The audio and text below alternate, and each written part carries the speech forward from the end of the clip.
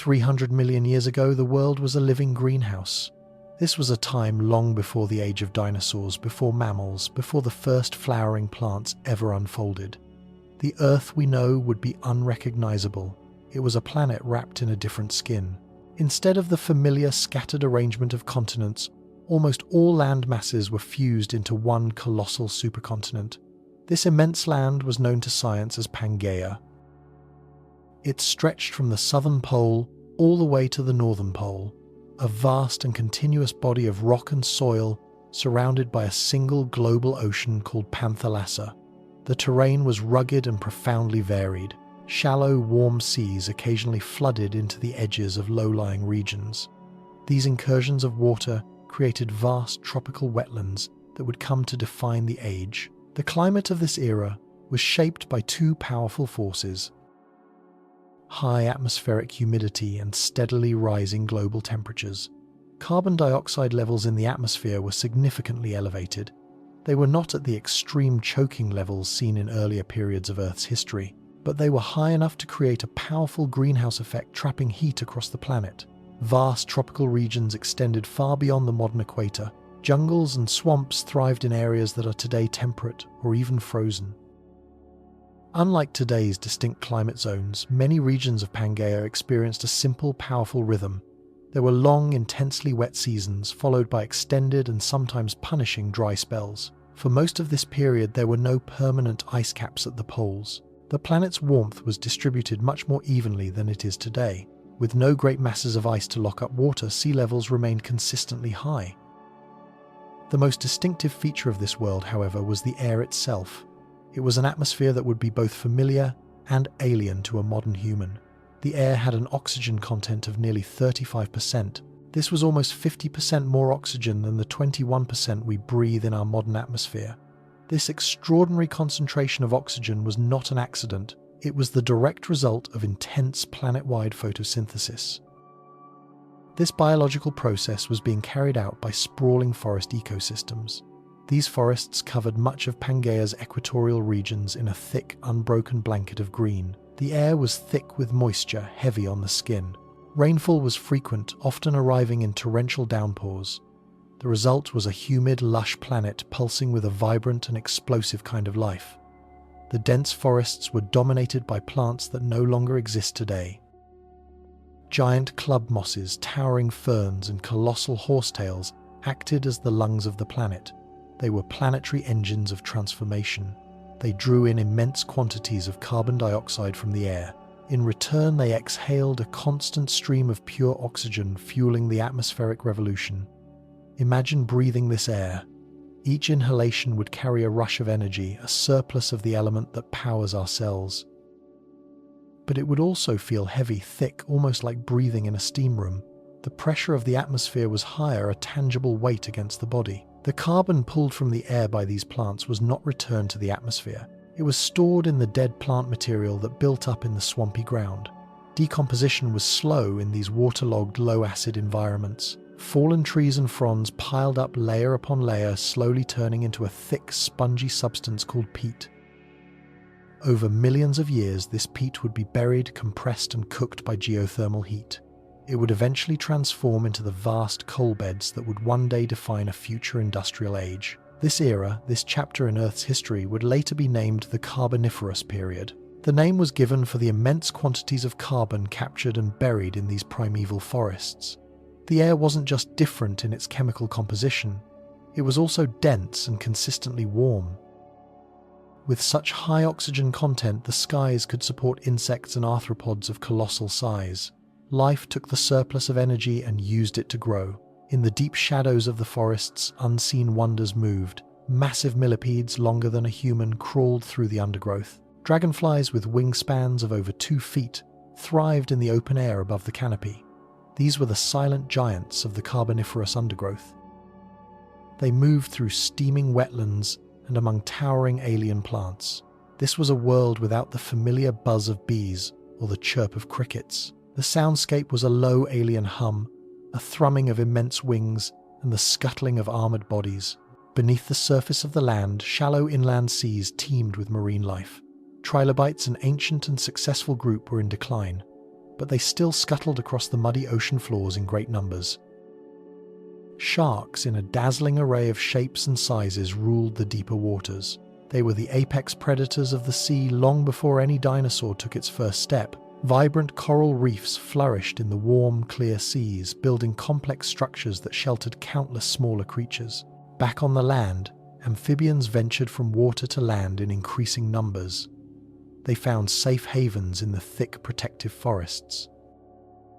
The boundary between aquatic and terrestrial life was still blurry for many. Countless creatures were adapted to exist in both worlds, their lives tied to the rhythm of water and land. The unique geography of Pangaea influenced wind patterns and ocean currents in dramatic ways. The single massive landmass created extreme continentality. Inland regions located thousands of miles from any oceanic moisture would occasionally dry out. This led to localized but severe droughts that could last for years. This variability in rainfall created fragmented ecosystems. Each pocket of life was constantly adapting to changing conditions of wet and dry. Meanwhile, the very ground was in motion. Mountain ranges began to rise as tectonic forces pushed continents into one another. This was a slow, grinding process, reshaping the land and influencing weather patterns over millions of years. The early stages of what would become the Appalachian Mountains in North America were already underway.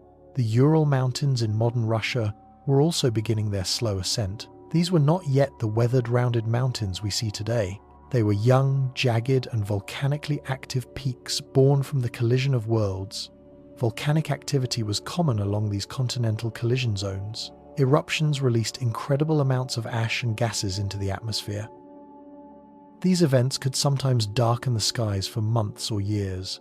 They blocked sunlight and cooled parts of the planet temporarily, but these effects were usually localized and short-lived. Globally, the warmth and the humidity remained steady. This stability continued to feed the ever-growing forests and wetlands that defined the age. The skies of this ancient Earth were often filled with a thick, pervasive mist. The dense forest canopy below trapped moisture close to the ground. The oxygen-rich air gave a terrible, unnatural intensity to fire. A single lightning strike could ignite enormous blazes that swept through the landscape. These were not like modern forest fires. They burned hotter, faster, and with a terrifying ferocity fueled by the supercharged air. Yet these fire cycles were a part of the natural rhythm of the Carboniferous world. They cleared entire regions of old forest, making space for new growth. They also accelerated the deposition of charred organic matter, contributing to the formation of coal. Storms were frequent and incredibly powerful. With vast open oceans and no modern continents to break their momentum, wind systems could build strength over thousands of kilometers. Massive hurricanes, larger than any seen today, lashed against the coasts of Pangaea. Torrential rains carved new rivers through the ancient land. These rivers would swell and recede, with the seasons shaping the floodplains and distributing nutrients throughout the ecosystem. One of the most remarkable aspects of this world was its relative silence. There were no birds to sing from the canopy. There were no mammals to call out in the night. The soundscape was filled with the low hum of giant insects. The guttural croaks of amphibians echoed from the swamps. The constant rustle of leaves in warm, heavy winds was the planet's breath. This was a world still finding its acoustic rhythm. It was a planet rich with life, but a life far removed from the ecosystems we know today. As the Carboniferous period progressed, slow changes began to stir on the horizon. The climate, once remarkably stable, started showing signs of a deep and profound variability. Glacial activity began to pick up in the high-latitude southern parts of Pangaea. Vast ice sheets advanced and retreated in long, slow cycles. These glacial pulses directly influenced global sea levels. They caused long-term shifts in the planet's overall climate system. These early hints of cooling would later trigger dramatic and devastating transformations in ecosystems across the world. But for a time, for millions of years, Earth thrived in this greenhouse state. It was a world where nature had created the perfect set of conditions for explosive biological growth. The delicate balance between photosynthesis, carbon burial, and climate was intricate, and it would not last forever. The planet was already preparing for a new chapter in its long story. It would be a chapter that would see the fall of the great forests. It would witness the rise of creatures better suited to a drier, harsher, and more challenging world. The Earth 300 million years ago was not a frozen rock. It was not a chaotic volcanic wasteland. It was a breathing, growing, vibrant sphere. It was teeming with towering trees, massive insects, and thick tropical air. It was a moment in deep time where the conditions for life were not only present, they were supercharged. Life was thriving in ways the modern world can scarcely imagine. And yet even this lush green paradise would one day fade into history. It would be buried beneath layers of stone and time. It would be remembered only by the fossils of its strange inhabitants and the black veins of coal left behind. The Earth 300 million years ago was covered in an endless, suffocating green. Across the vast tropical belts of Pangaea forests stretched without end. They were not forests in the modern sense. They were alien jungles built from plants that have long since vanished from the world. Towering, bizarre plants reached for a sky hazy with moisture. They formed dense, tangled canopies that blocked out the sun. The forest floor below lay in a state of perpetual twilight. It was dark, wet, and alive with the constant quiet hum of ancient creatures. This was the golden age of the world's first true forests. It was an era that would define a critical turning point in the evolution of life on land. These forests were fundamentally unlike anything seen on Earth today. They were not built from familiar trees like oaks, maples, or pines. Those lineages had not yet evolved. Instead, the dominant plants were colossal lycopods. These were relatives of tiny modern club mosses, but scaled up to monstrous proportions. Species like Lepidodendron grew over 100 feet tall. Their straight, unbranched trunks shot towards the sky, only forking high up near the canopy. The bark was not bark at all. It was a distinctive diamond-shaped pattern of leaf scars left behind by fallen leaves. This gave the trunks a reptilian, scaled appearance, earning them the name scale trees. Their crowns exploded in a radial burst of green grass-like fronds. These giant lycopods grew incredibly rapidly. They also died young, often in just a few decades. They would collapse into the muddy, waterlogged ground, feeding the endless cycle of growth and decay. Beside them stood the ancient horsetails known as calamites. These plants rose as tall as small buildings, reaching heights of 60 feet or more. They were essentially giant reeds, close relatives of the small horsetails that grow along streams today. They grew in dense, impenetrable stands along swampy riverbanks and lake edges. Their hollow, segmented stems absorbed sunlight through minimal hauled leaves. Ferns of all sizes filled the mid-layers of the forest. They spread their wide, delicate fronds in the filtered greenish light. They created a soft living carpet beneath the towering canopy. Seed ferns, the early ancestors of modern seed-bearing plants, added diversity to these plant communities. Their broad leaves were perfectly adapted to catching the misty air of the forest shadows. This was a world utterly dominated by water. The great forests grew in low-lying swamplands, where the ground was saturated year-round. Water pooled in every depression. Decaying wood and fallen fronds collected in thick floating mats. These mats trapped nutrients and built up layers upon layers of organic matter. This constantly wet, low-oxygen environment dramatically slowed the process of decomposition. Bacteria and fungi that normally break down dead plants could not work efficiently. This allowed dead plant material to pile up in thick, soggy layers of peat. Over immense stretches of time, immense pressure and geothermal heat would transform these layers. They would become the rich coal seams that humans would one day discover and dig from the Earth's crust. Sunlight barely reached the forest floor. The canopy was so dense that the world below was a dim, humid underworld. In these ancient jungles, amphibians slithered through the thick leaf litter. Giant insects crawled and fluttered in the sticky, heavy air. Overhead, the sound of the canopy echoed with the constant movement of giant wings and the rustling of alien leaves. Everything in these forests was shaped by three elements: water, superabundant oxygen, and the fierce competition for light. The explosion of plant growth during this time had far-reaching, planet-altering consequences. Through the process of photosynthesis, the plants pulled vast amounts of carbon dioxide from the atmosphere. In exchange, they released enormous quantities of oxygen. This biological process fundamentally altered the very composition of the air we breathe. With oxygen levels soaring to nearly 35%, animals grew larger than ever before. And wildfires, when they occurred, became terrifyingly intense.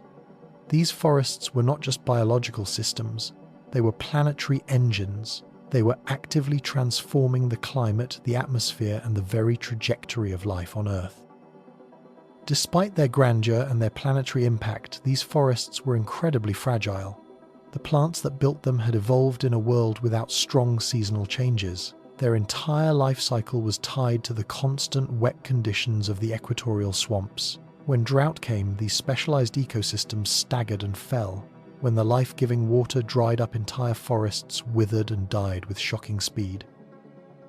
But during their reign, these jungles blanketed the world in a green, pulsing rhythm, a planetary heartbeat of birth, death, and rebirth. Beneath the roots of these forests, vast networks of primitive fungi helped to decompose some of the fallen plant matter. These early fungal systems, in partnership with anaerobic bacteria, played a crucial role in recycling nutrients. But the sheer volume of organic buildup simply outpaced the decomposers. The planet was producing biomass faster than it could be broken down, layer upon layer of plant debris pressed down over the ages. This process perfectly preserved the structure of ancient forests in the Earth's crust. Even now, hundreds of millions of years later, when humans ignite a piece of coal, they are doing something remarkable. They are releasing ancient sunlight. They are setting free the solar energy stored by these long-dead plants from the Carboniferous world. Life in these forests was complex and multi-layered. The trunks of the giant lycopods served as vertical highways for climbing animals. Fallen logs became natural bridges for amphibians crossing from one pool to another. Temporary ponds formed by the heavy rains offered safe shelter for eggs and tadpoles. The thick, dense canopy acted as a shield. It protected the forest floor from temperature extremes and slowed the movement of wind. This created a warm, still, and incredibly stable environment unlike any ecosystem on Earth today. It was a swampy cathedral of green, silent, and vast. Many of the animals that lived here were inexorably tied to the water. Amphibians with broad, flat heads and sprawling limbs lurked in the shallow pools. They waited for their prey with a patient, almost absolute stillness. They emerged from the murky water only when insects or smaller creatures passed by their hiding places. These amphibians laid their soft, gelatinous eggs in the water, just like their distant fish ancestors. The forest's countless puddles, streams, and stagnant pools provided endless nurseries for their young. But even here on the damp forest floor, profound change was coming. New kinds of animals were appearing, small and secretive at first. These were creatures that laid eggs with tough, leathery shells. These eggs could survive outside of water in the dry leaf litter. These early reptiles were few in number and easily overlooked, but they represented a fundamental shift in the evolution of life. While the forest was still a kingdom of giant amphibians and even more giant plants, the seeds of future dominance had been sown. The forests rose and fell in great slow cycles. Plants grew, rapidly died, and fell into the swamp. Floods came and covered the lowlands with layers of sand and mud. Over time, these sediments buried the dead vegetation deeper and deeper. Heat and pressure increased with depth, and in the silent black pressure cooker of the deep earth coal was born. This cycle of growth, burial, and transformation repeated endlessly for millions of years. It was writing the history of the earth in thick black layers of carbon. While these forests may have seemed eternal to the creatures living within them, their rule was temporary. They existed in a narrow window of geological time, a time when all the conditions were just right, a time when carbon dioxide was high, oxygen surged, and the equator was wrapped in a belt of perpetual swamps. As the global climate began to shift, everything changed. Glaciers advanced in the southern reaches of Pangaea, drawing vast quantities of water from the atmosphere. Rainfall patterns shifted across the globe. The great equatorial swamps began slowly but surely to dry. Yet in their prime, the forests of 300 million years ago shaped everything. They changed the air we breathe. They sculpted the ancient landscape. They laid the foundation for future climates and future mass extinctions. And they built the immense reserves of fossil fuels that would one day power human civilization. These were not merely forests, they were living monuments of deep time. They were ecosystems so vast and so powerful that their fingerprints remain indelibly pressed into the rocks beneath our feet. The rise of the giant forests was more than just an explosion of plant life, it was a planetary revolution. It was a moment when the Earth itself began to transform, powered by living matter, ancient sunlight, and immense spans of time. 300 million years ago, the air on Earth was not just breathable, it was overflowing with life-giving oxygen. The forests that dominated Pangaea's equatorial regions had been photosynthesizing at an incredible planetary scale for millions of years. Every towering lycopod, every giant fern, every colossal horsetail pulled carbon dioxide from the sky. And for every molecule of carbon they captured, they released a molecule of oxygen in return. As this cycle continued uninterrupted for an age, the planet's atmosphere began to change. It changed in a way that had never happened before and has never happened since. Oxygen levels in the atmosphere climbed to extraordinary, almost unbelievable levels. Instead of the 21% we know today, the air held nearly 35% pure oxygen. This meant every single breath contained significantly more of the chemical fuel that animals needed to power their bodies. With this incredible surplus of atmospheric oxygen, life responded. It responded by expanding in size, in energy, and in diversity. The first creatures to take full advantage of this oxygen-rich environment were the arthropods. These were creatures with external skeletons and segmented bodies. They were the ancient ancestors of modern insects, spiders, and millipedes. Unlike today's insects, which are mostly small and lightweight, the insects of this period reached astonishing proportions. Gigantism became the rule, not the exception. Dragonflies, known as meganeura, with wingspans wider than a human arm, darted through the forest canopy. Their enormous, multifaceted eyes scanned the humid skies for smaller flying prey. They were the eagles of their day, aerial predators of unmatched speed and agility. On the forest floor, a different kind of giant ruled. The giant millipede-like creature called Arthropleura stretched longer than a grown man. It could reach over 8 feet in length, gliding silently over the moist earth. It fed on the abundant, decaying plant material that littered the ground. These creatures didn't grow large because they needed to. They could grow large because the air itself allowed them to. It removed a fundamental biological constraint. Insects and other arthropods breathe through a network of tiny openings in their exoskeletons. These openings are called spiracles. They lead to a branching network of tubes called tracheae that deliver oxygen directly to their cells.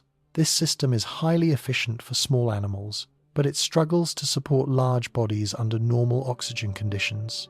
The diffusion of oxygen through these long tubes becomes a limiting factor.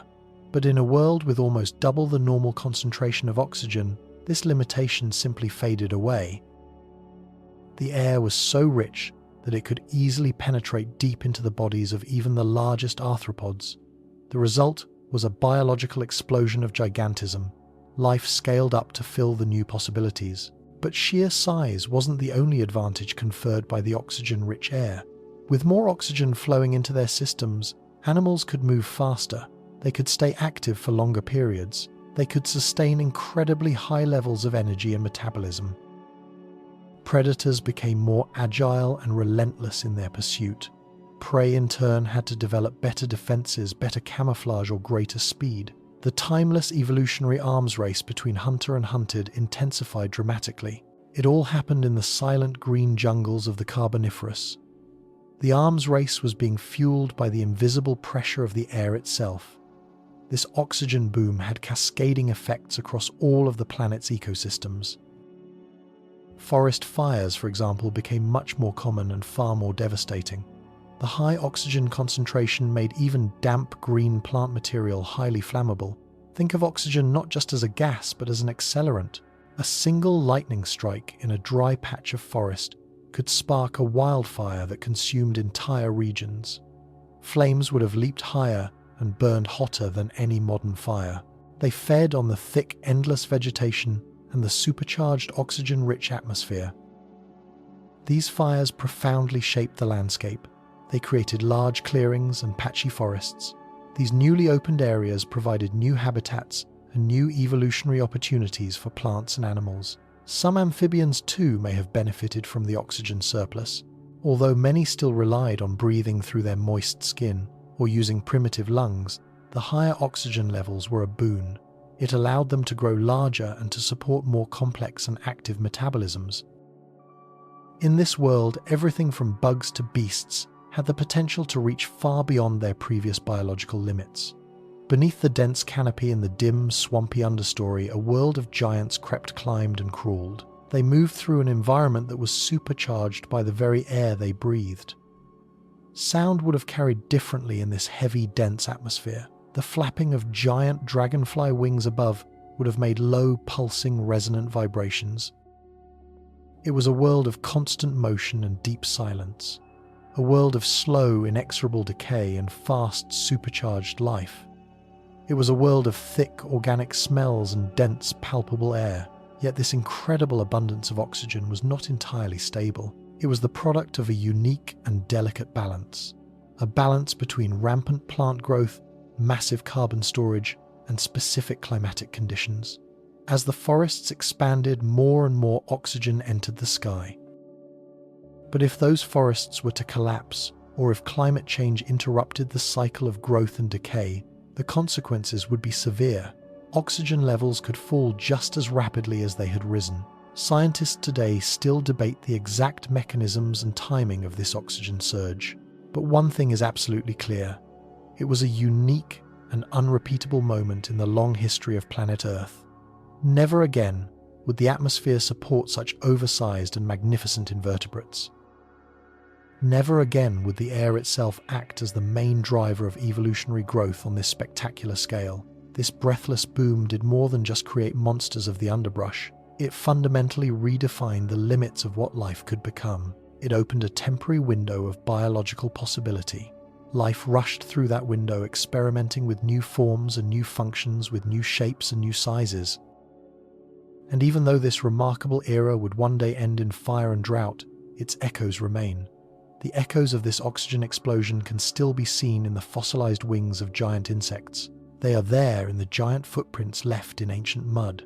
They are preserved in the thick black coal beds left behind by the forests that produced the oxygen. Oxygen, the invisible element we so often take for granted, once reshaped the world with a quiet, pervasive force. It didn't roar like a volcano. It didn't crash down like a meteor. It simply filled the air, lifted giant wings, powered colossal bodies, and expanded the boundaries of life itself. In the ancient world of 300 million years ago, the primeval forests of Pangaea were alive with constant, subtle movement. Beneath the towering alien trees and along the damp, murky waterways, an entire cast of strange creatures filled the shadows.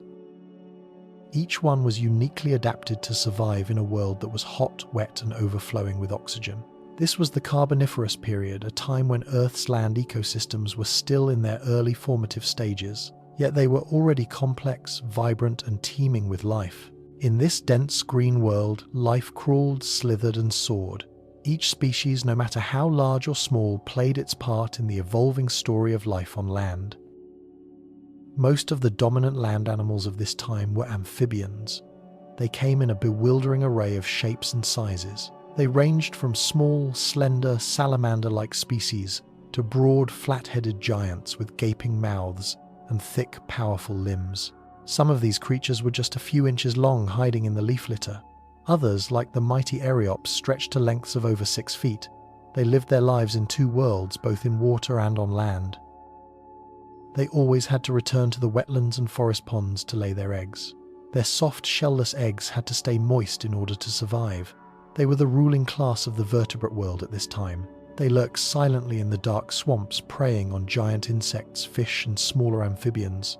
Their bodies were perfectly built for a life of stealth and sudden power. They had thick, reinforced skulls and strong jaws lined with sharp, conical teeth. Their limbs were flexible and splayed out to the side, giving them a low-slung, powerful posture. Their eyes were often positioned high on their heads, allowing them to peer just above the water's surface, while the rest of their body remained hidden. Many of these giant amphibians moved with slow, deliberate motions. Their slick, scaleless skin glistened in the filtered greenish light of the understory. Others were classic ambush predators. They would lie motionless in the underbrush for hours or even days until the perfect moment arrived. A single explosive flick of their powerful body and they would lunge forward. Their wide jaws would snap shut with incredible force on their unsuspecting prey. Living alongside the amphibians were the first true reptiles. They were small, quick, and barely noticeable at first, but they carried within them the evolutionary blueprint for the great creatures that were to come. These early reptiles were fundamentally different from the amphibians. They laid eggs with tough, protective, leathery shells. This allowed them to reproduce far away from any body of water. This one small biological change was nothing short of revolutionary. It meant that these reptiles could explore new territories. They could live in drier environments where amphibians could not possibly survive. They were the quiet but persistent challengers to the amphibian throne. They were creeping through the leaf litter and sunning themselves on fallen logs waiting for their moment. But the most visually striking animals of the Carboniferous were undoubtedly the invertebrates. In this super-oxygenated atmosphere, insects and other arthropods reached sizes that today seem the stuff of nightmares or fantasy. Imagine walking through a forest where dragonflies with 2.5-foot wingspans zip past your head. Their translucent, intricately veined wings would have caught the golden light filtering through the canopy. Their enormous compound eyes tracked every movement below them, making them expert hunters in the air above the forest. On the forest floor, creatures like Arthropleura dominated the landscape of decay. This giant millipede-like invertebrate could grow to be over 8 feet long. This made it one of the largest land invertebrates in the entire history of Earth. Its armored, segmented body rippled as it moved slowly through the detritus. It was feeding on the constantly replenished supply of decaying plant matter. It was a harmless giant, a peaceful herbivore of the undergrowth, but its sheer size would be enough to terrify any modern observer who stumbled upon it. There were also scorpions the size of a human forearm, giant centipedes that moved with an unnerving predatory speed. Beetle-like creatures that clung to the bark of the massive lepidodendron trees. Spiders some as large as a dinner plate spun glistening golden webs in the corners of tree roots. Ancient cockroaches scuttled in vast numbers through the leaf litter, feeding on anything and everything they could find. Each one of these creatures played a vital role in the food chain. They were recycling nutrients and helping to maintain the delicate balance of life in the forest. In the murky rivers and shallow ponds, fish still held dominion.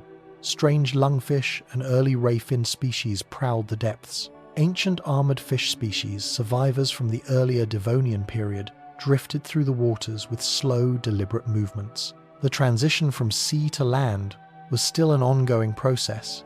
Many animals moved freely between the two environments, depending on the season, the rainfall, and their own biological needs. Above the towering canopy, the skies were not empty, though birds had not yet evolved. Flying insects ruled the air completely. Massive mayflies and craneflies drifted lazily on the warm air currents. Swarms of smaller insects buzzed in the heavy, humid air, providing a constant food source for the larger predators. Flight was not just an advantage in this world, it was a necessity in this forest of giants, where ground travel was often slow, difficult, and dangerous. The Carboniferous forest was more than just a home for these creatures. It was a crucible of evolution. With so many available niches, so many unique microhabitats, and so much energizing oxygen, life was able to experiment. New body plans, new feeding strategies, and new reproductive techniques evolved with incredible rapidity. This was a period of biological innovation. It was driven not by scarcity predators or disasters, but by sheer overwhelming abundance. There were dangers in this world, of course. Forest fires triggered by lightning and fed by the oxygen-rich air could sweep through the landscape in an instant. Sudden floods could drown entire populations of ground-dwelling animals. Prolonged droughts could dry up vital breeding grounds and cause entire food chains to collapse. But life adapted. It always found a way forward. Fossils from this incredible era reveal the detail of this world with stunning, breathtaking clarity. Impressions of dragonfly wings perfectly preserved in fine-grained shale. Footprints left by giant amphibians hardened into stone in ancient mud. petrified logs still rooted in the ancient soil where they once stood. All of these tell the story of these long-lost creatures. Even the delicate outlines of soft-bodied insects have been preserved in the coal beds and shale layers. They offer us a precious glimpse into a world that once teemed with forms both strangely familiar and profoundly alien. These creatures of the Carboniferous may be gone, but their legacy remains. They were the first to build complex ecosystems on land, ecosystems that could support large, complex and diverse forms of life. They paved the way for the rise of the reptiles. They set the stage for the future dominance of the dinosaurs. And eventually for the mammals and birds that would come much, much later. They were pioneers living at the very edge of what was biologically possible. They were shaped by the air, the forest, and the deep flowing river of time. In this ancient world, life didn't just survive. It thrived with an unmatched exuberance. It reached toward the high canopy. It burrowed deep into the rich ground. It swam through dark, tannic waters.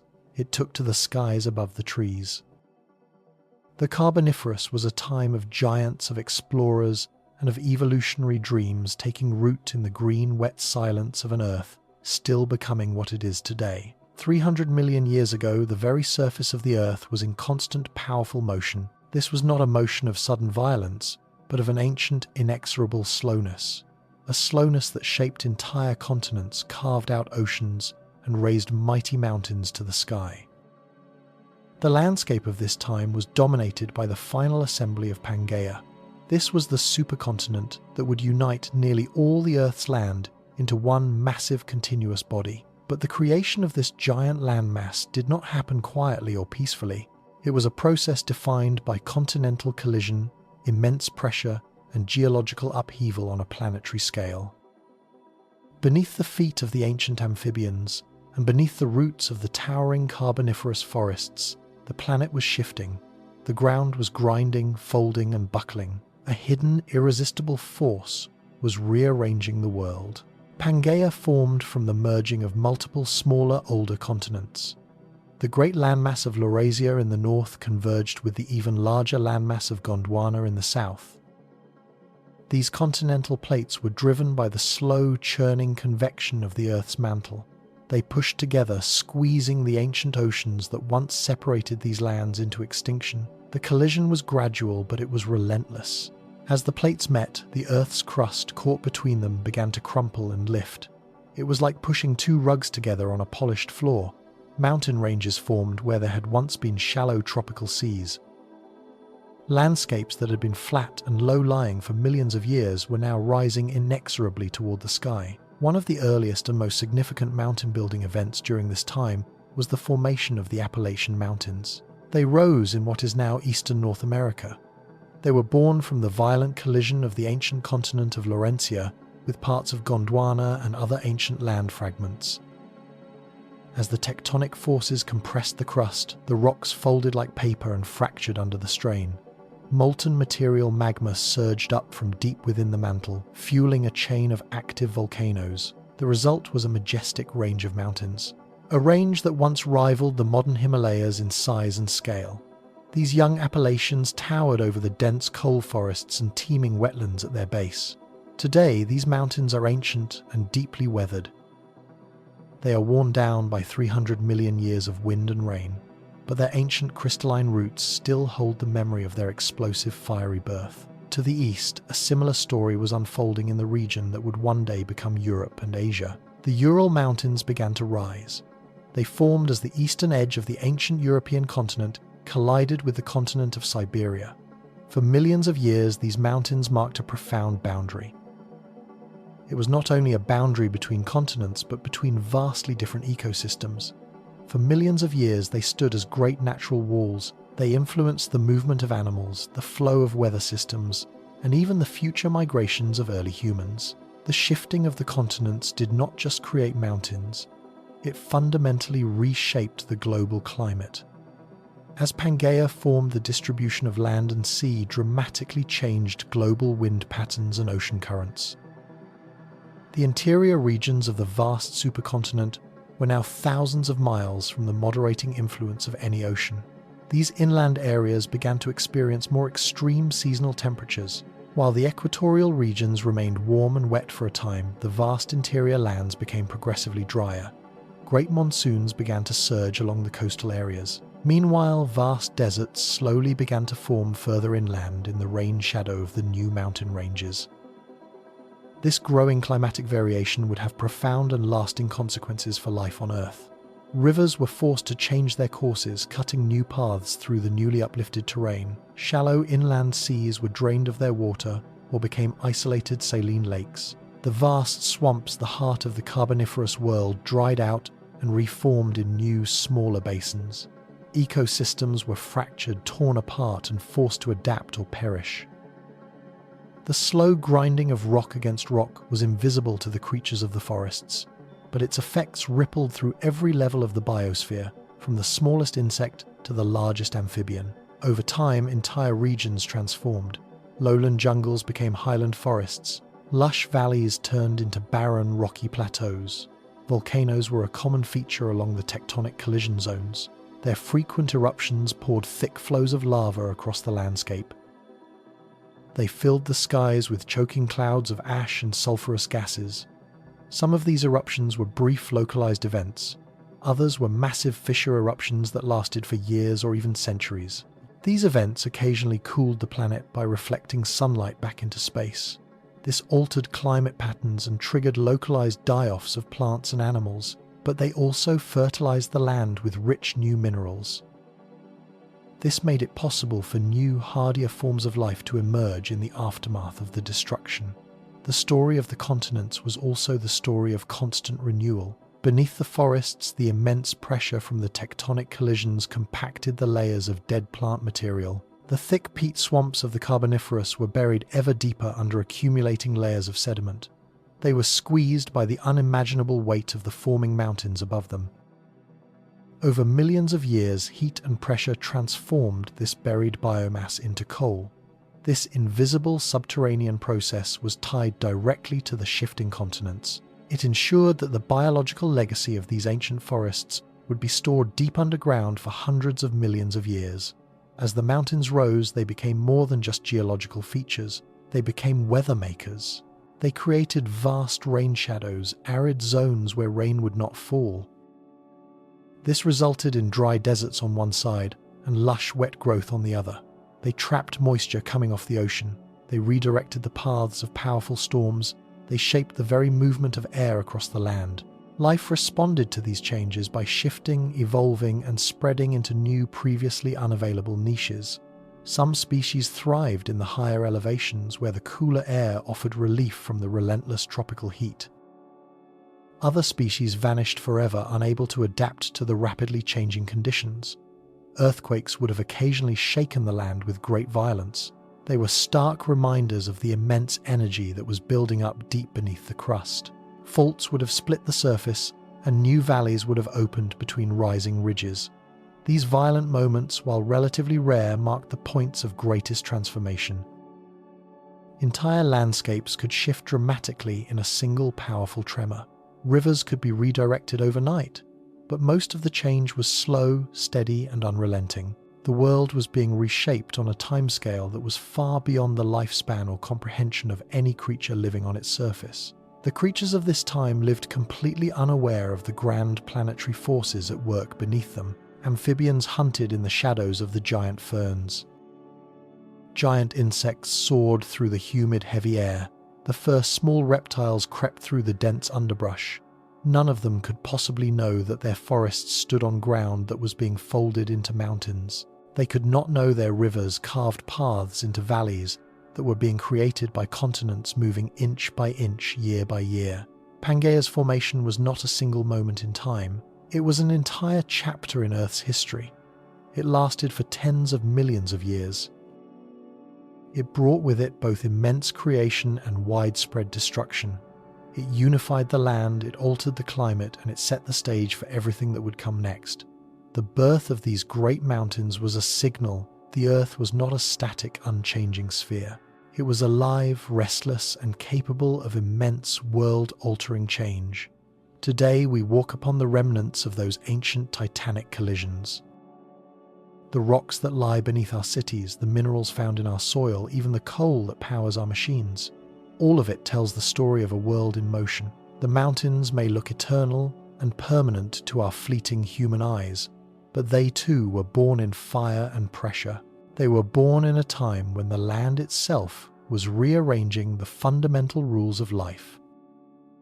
In the Carboniferous world, where dense alien forests rose like green cathedrals and giant amphibians ruled the swamps, something quiet and revolutionary was beginning. It was small, almost unnoticed among the towering trees and the sprawling stagnant wetlands. A new kind of creature was emerging onto the world stage. These creatures were not amphibians. They did not rely on water to reproduce. Their eggs could survive the dry forest floor. Their bodies were built to hold moisture in a drying world. They were the first reptiles, and their arrival would change the course of life on Earth forever. The reptiles of this time were not large or fearsome. They were modest in size, many of them no bigger than a modern lizard. But their biology held a secret weapon. It was a biological innovation of profound importance. It was the amniotic egg. This new type of egg was protected by a tough, leathery shell. It contained its own supply of water and nutrients within a series of protective membranes. It could be laid far away from lakes and ponds. It did not need to stay moist in the open air. It carried its own miniature private world within it, and that meant these animals could finally leave the swamps behind. This simple but brilliant adaptation opened up entire landscapes to exploration. Dry uplands, open sunlit clearings, and rocky slopes were now available territories. These were areas that were once too harsh and unforgiving for the water-dependent amphibians. These new reptilian pioneers were no longer tied to the water's edge. The entire landmass of the Earth itself became their territory. It was the beginning of a slow, quiet, but unstoppable shift in dominance. Early reptiles, like the famous Hylonomus, lived inside the hollowed-out stumps of fallen lycopod trees. They fed on insects, small invertebrates, and anything else they could overpower in the leaf litter. Their limbs were stronger and positioned more directly under their bodies than those of amphibians. This made them better suited for efficient walking and running, rather than the sprawling crawl of their amphibian relatives. Their skin was drier, tougher, and more resistant to water loss. Each feature, each small change was a step away from their amphibian ancestors. It was a step toward a new, more resilient kind of life on land. In the humid, sprawling forests of Pangaea, reptiles remained few in number for a long time. At first, they did not yet challenge the giant amphibians for supremacy. They did not dominate the food chain. They lived in the margins, in the drier spaces that amphibians could not easily reach. But their very presence marked the beginning of a new era. It was an era that would see the rise of dinosaurs, pterosaurs, birds, and mammals. All of these future groups would descend from these small, unassuming early reptilian forms. The fossil record tells us their story in scattered precious fragments. Tiny, delicate skeletons preserved in stone show slender limbs, long balancing tails, and narrow skulls. Their teeth were small and sharp, perfectly suited for catching quick-moving insect prey. Some of these early reptile species were agile climbers, escaping danger by scurrying up the bark of giant trees. Others may have been burrowers or masters of hiding in the deep leaf litter. Their diversity was limited at first, but the evolutionary potential locked within their genes was vast. The reptiles were also perfectly suited for the changing global climate. As the vast Carboniferous rainforests began to fragment and dry out, amphibians struggled to adapt. Their deep dependence on water became a critical vulnerability. In stark contrast, reptiles could survive in increasingly arid conditions. They could travel greater distances in search of food, and they could reproduce without relying on the presence of standing pools of water. They were not necessarily faster or stronger than the amphibians, but they were more flexible, more adaptable, and in the long game of evolution, adaptability is often the key to ultimate survival. The dawn of the reptiles was not a sudden, dramatic event. It was a gradual unfolding, like the first pale rays of sunlight touching a dark horizon. They did not arrive on the scene with a roar, but with a barely audible whisper. Their small, scaly footsteps in the undergrowth were the first signs of a biological revolution, and while they remained in the background, during the peak of the Carboniferous period, the groundwork was being laid for a future they would one day rule. With their internal fertilization, their water-resistant skin, and their complete independence from aquatic environments, reptiles were perfectly equipped. They were ready to exploit the drying world that was to come. As the age of lush, perpetual rainforests began to fade, they would be the ones to step into the new open spaces left behind. Where amphibians fell, reptiles would rise, their precious eggs laid on dry forest floors and carefully hidden beneath fallen leaves carried not just new life, they carried a new lineage. Within those fragile, leathery shells was the future of all vertebrate life on land. Not just the future of lizards and snakes, but the future of creatures that would one day stand upright, fly through the air, and even walk on the moon. It all began here in the deep green shadows of ancient trees. It began with creatures no larger than a human hand. The dawn of the reptiles was a shift in strategy, not just in strength. It was about surviving where others could not. It was about thriving where others faltered. And over time, these small, quiet pioneers would evolve into some of the most dominant and spectacular forms of life the planet had ever known. From the soft, damp soil of Pangaea's ancient forests to the rocky, sun-baked cliffs of the future, their journey had begun. And though they did not yet know it, these first reptiles were the architects of a new world. A world shaped not by swamp and shadow, but by sun, stone, and the long, relentless march of evolution. For millions of years, the vast, unbroken rainforests of Pangaea stretched across the land. They were rich, green worlds filled with towering lycopods, giant insects, and ancient, powerful amphibians. These forests were the very lungs of the planet. They were pumping life-giving oxygen into the air and trapping climate-warming carbon in the soil. They shaped the climate, they fed entire ecosystems, and they stood as living monuments to life's success on land. But nothing on Earth is permanent, and around 305 million years ago, this green empire began to fall apart. The collapse happened slowly at first, then with accelerating, catastrophic speed. The collapse of the Carboniferous rainforests was one of the most dramatic ecological events in the history of Earth. It was a profound turning point that would change the future of all life forever. The cause of this great collapse was rooted deep in the Earth's shifting plates and the climate they inevitably shaped. As the continents of Pangaea continued to press together, the single landmass grew larger and more centralized. The interior regions, once fed by moisture from nearby oceans, began to dry out. Global climate patterns shifted in response to the new geography. Great glaciers began to expand in the southern polar parts of the supercontinent. These glaciers locked up immense quantities of water in the form of ice. As a result, global sea levels dropped precipitously. Global rainfall declined sharply, especially around the equator. Areas that had once been permanently flooded swamplands turned into seasonal forests. Then they turned into open, dry woodlands and finally into arid scrublands. The lush, oxygen-producing rainforests could not survive these profound changes. The towering lycopods and giant horsetails had evolved in a world of constant, abundant moisture.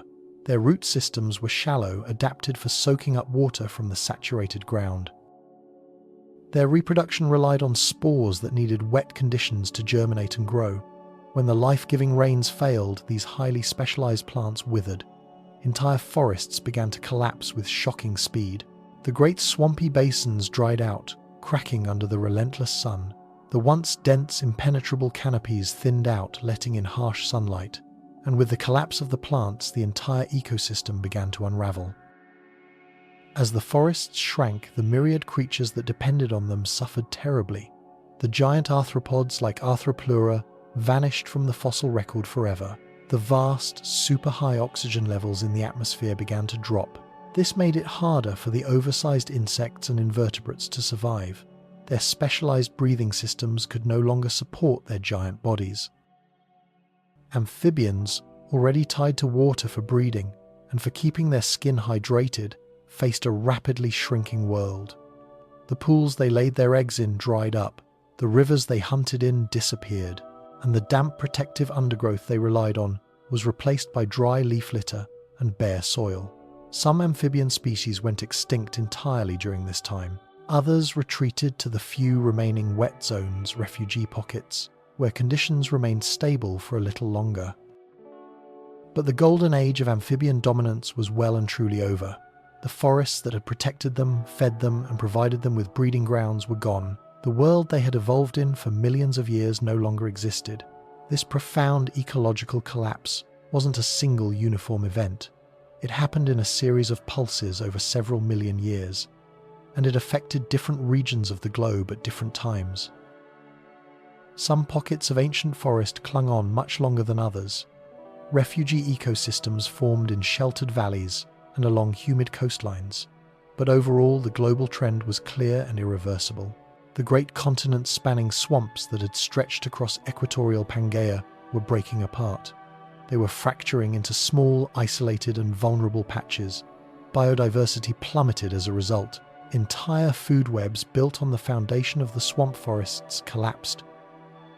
Fire became much more common, sweeping through the newly dry vegetation. These fires left behind vast tracts of scorched barren earth. Yet, in the ashes of this great collapse, a new opportunity emerged. The drying climate favored creatures that were better adapted to a fully terrestrial life. Reptiles, once small and overlooked, began their meteoric rise. They did not need water to reproduce. They could survive and even thrive in dry, arid environments. They could travel farther and occupy more varied habitats than their amphibian competitors. The fall of the amphibians was the rise of the reptiles. The decline in atmospheric oxygen was another critical blow to the giants of the Carboniferous. As the forests died and less carbon was being buried, the atmospheric system changed. Photosynthesis declined, and oxygen levels began to fall back towards modern levels. Insects that had once grown to monstrous sizes now struggled to get enough oxygen to breathe.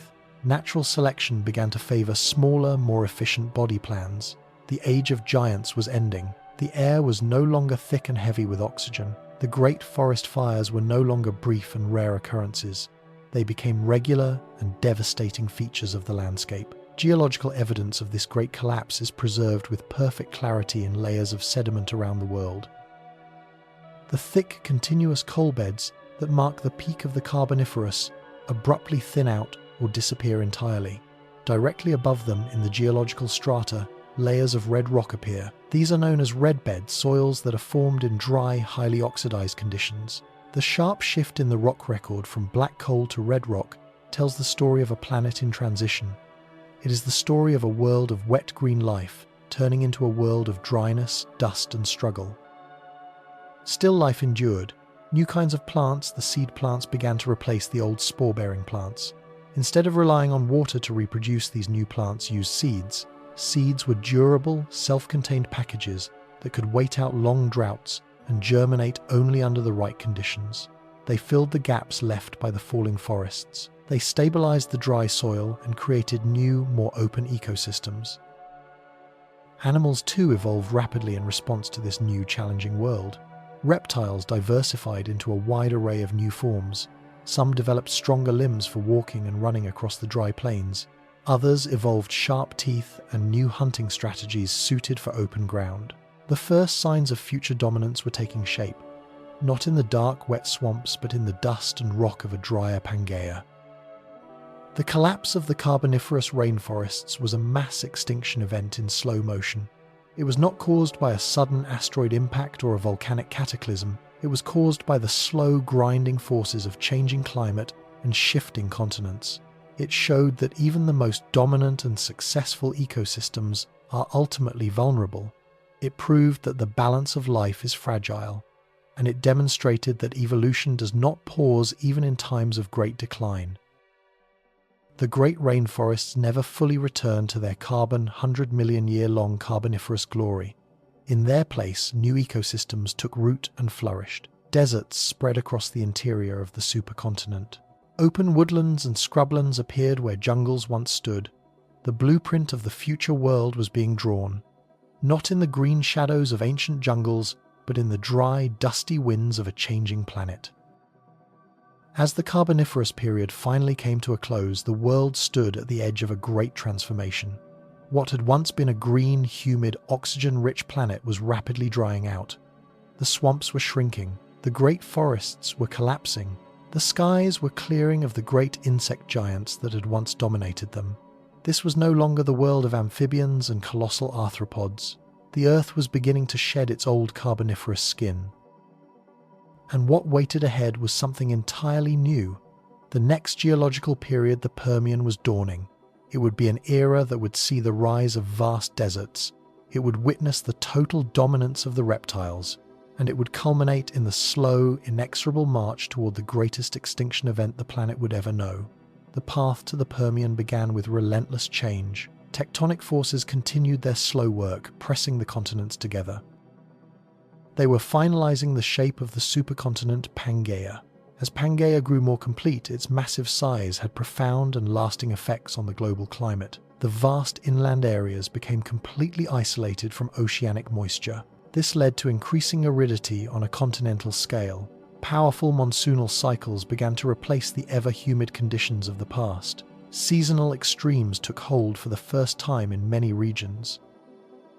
Parts of the land baked under a harsh, unrelenting sun for half the year. Other parts froze during long, cold and dry winters. This growing climatic divide created a new kind of world. It was a world that rewarded adaptability above all else. And no group of animals was better suited to meet these new challenges than the reptiles. With their water-retaining skin and their self-contained amniotic eggs, reptiles flourished where amphibians could not. They spread rapidly across the drying interiors of Pangaea. They explored rocky hills, arid plains, and scrub-covered valleys that had never before been inhabited by vertebrates. They moved farther and farther from permanent water sources. They hunted more efficiently in the open terrain. They reproduced with a newfound independence from the constraints of water. Many of these early Permian reptiles remained small and insectivorous. But others were already experimenting with new and larger forms.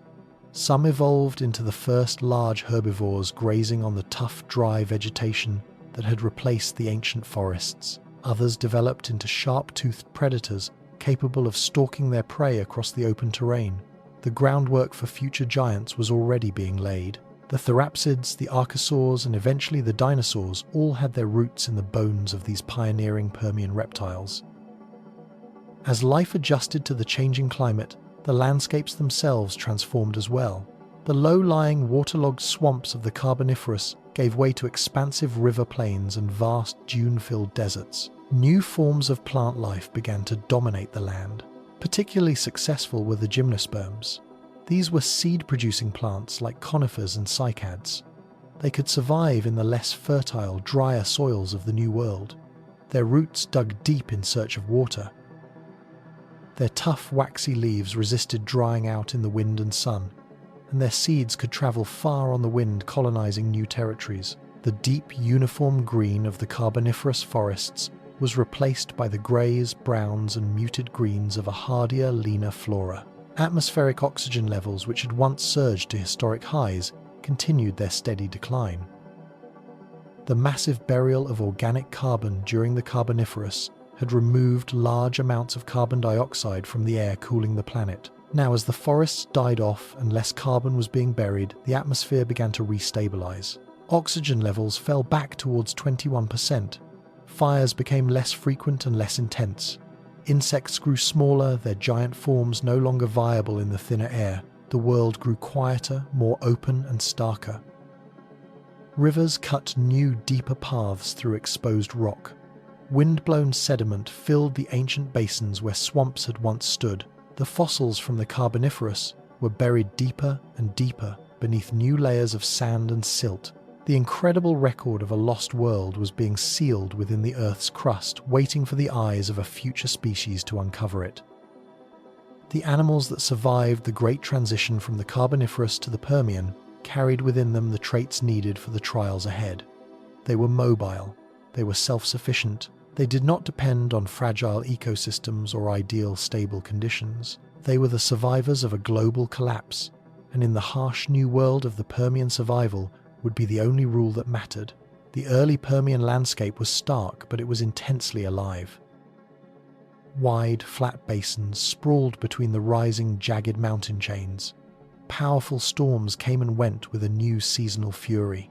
Rivers flooded violently, then vanished into the dry ground. Dust, red and fine, drifted across landscapes of sun-baked stone. In this challenging new world, new species emerged, creatures with strange bodies, powerful jaws, and unfamiliar habits.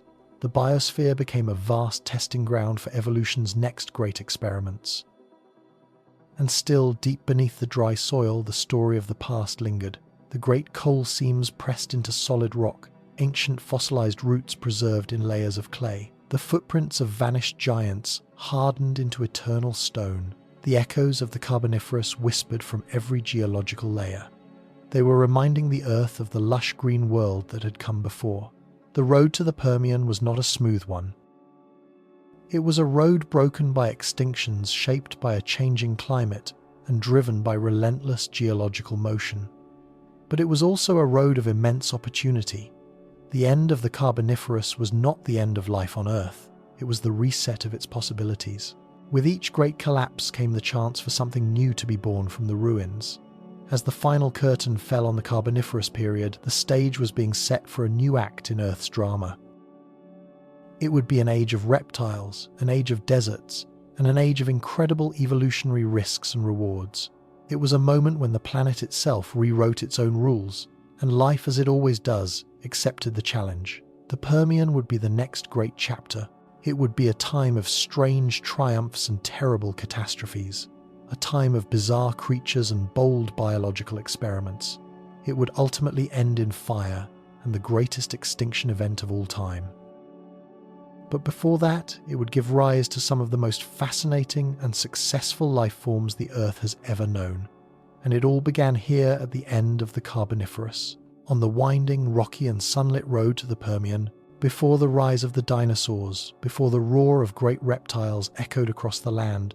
The true giants of the Earth were silent. They were cold-blooded, and they were forever bound to the water. These were the amphibians of the Carboniferous period. They ruled the swamps and rivers of ancient Pangaea with broad, powerful jaws, sharp teeth, and thick, sprawling limbs. Their bodies came in all shapes and sizes, a testament to evolution's creativity. They ranged from tiny, nimble swimmers to massive, sprawling predators that could stretch over 2 meters in length. In their time, for millions of years, they were the unmatched rulers of the land. But like all empires, theirs would rise, reach a glorious peak, and then inevitably fall. In the hot, humid world of 300 million years ago, amphibians thrived like never before. The forests were endless and filled with shallow pools, slow-moving rivers, and muddy banks. This was the perfect habitat for creatures that still needed water to complete their life cycle. Their soft, gelatinous eggs were laid in quiet, stagnant ponds. Their larvae or tadpoles hatched with gills, swimming like fish in the dark water, before transforming into land-walking adults. Their skin was thin, moist, and scaleless. It was capable of absorbing oxygen directly from the air, but it required a constantly wet environment to prevent them from fatally drying out. They were deeply and fundamentally connected to the water cycle. They were dependent on the very swamps that had birthed their lineage. Some amphibians, like the fearsome Eriops, were true giants of their time. With thick, reinforced skulls, wide mouths filled with dagger-like teeth and muscular limbs, they hunted anything they could overpower. Others were long and slender, resembling modern salamanders or eels darting through the underwater vegetation or lurking in shallow pools. There were bizarre, flat-headed species that blended in perfectly with the muddy streambeds. They lay in wait for passing fish or insects, their bodies almost invisible. Some had elaborate bony crests, or were covered in armored bony plates called scutes. Their diversity was simply stunning. Each unique form was a different evolutionary solution to the challenges of life in a semi-aquatic world. These creatures filled every available niche in the wetlands. They hunted giant insects, fish, smaller amphibians, and sometimes even their own kind. They were both the top predators, and for the smaller species, the primary prey. Their sharp teeth and powerful jaws made them brutally effective hunters, but their slow, sprawling movement on land and their soft, unprotected bodies left them vulnerable to ambush from larger predators. Still, for millions upon millions of years, they sat at the top of the food chain in many terrestrial environments. They shaped the balance of ecosystems all across the equatorial regions of Pangaea. Their bones, perfectly preserved in ancient riverbeds and swamp deposits, tell a story of incredible abundance. Fossilized tracks show them trudging slowly through the thick mud. They show them sliding down embankments into the water and resting near the edges of still dark pools. Their skulls, often preserved with exquisite detail, reveal how they lived. They show sensory grooves for detecting vibrations in the water. Their wide jaws reveal how they hunted, striking with sudden explosive force and swallowing their prey whole. Amphibians were also the great colonizers of the land. Their limbs were stronger than the fins of their fish ancestors. Their lungs were more capable of breathing air. Their skeletons were better adapted to support their weight outside the buoyant medium of water. They paved the way for all future vertebrates that would call the land their permanent home. But their great success came with a hidden price. They never fully broke their ties with the water. They were always and forever tied to moisture. And when the global climate began to shift toward a drier state, that ancient dependence became their greatest weakness. As the great Carboniferous rainforests collapsed and the climate-dried amphibian populations began to suffer greatly, water sources that had been reliable for millions of years became scarce. The vital breeding grounds they depended on disappeared. The dense forest canopy that had kept the forest floor damp and humid was gone. In its place was open ground, harsh sunlight, and seasonal dryness. Fewer pools meant fewer places to lay their vulnerable eggs. Smaller insect populations meant less available food. And the growing presence of the more adaptable reptiles who were better suited for dry land added new and intense competition. Slowly, the amphibians retreated. Their incredible diversity began to decline. Many entire families of amphibians vanished forever. The surviving species generally became smaller, more secretive, and more isolated. They became confined to the shrinking wetlands and shaded valleys that remained as relics of a wetter past. Their world, once vast and welcoming, had become fragmented, hostile, and unforgiving. Still, they did not disappear completely. Some species adapted, some held on tenaciously. Even today, hundreds of millions of years later, their direct descendants remain among us. The frogs, toads, and salamanders that inhabit our modern world are the echoes of this ancient dynasty. They may be smaller now, quieter, and more hidden from view, but they carry within their genes the incredible story of a time when their kind were the undisputed rulers of the land. The fall of the great amphibians was not a sudden catastrophe. It was a slow erosion of their world, a quiet fading over millions of years. But in that long decline lies one of the most important transitions in the history of life on Earth, because their fall made the necessary space for the reptiles to rise, and in that newly opened ecological space, life would evolve again. It would evolve toward creatures with scales and claws. It would evolve toward towering, magnificent dinosaurs. And eventually, far in the future, it would evolve toward warm-blooded, furry mammals. The forgotten giants of the Carboniferous may be gone, but their legacy is written in the stone of the earth and in the genes of every single creature that walks, crawls, or slithers across the land today. They were the first to truly bridge the gap between water and earth. They were the first vertebrate kings of the land. And in their time they ruled a strange, green, and wondrous world unlike any we can ever know.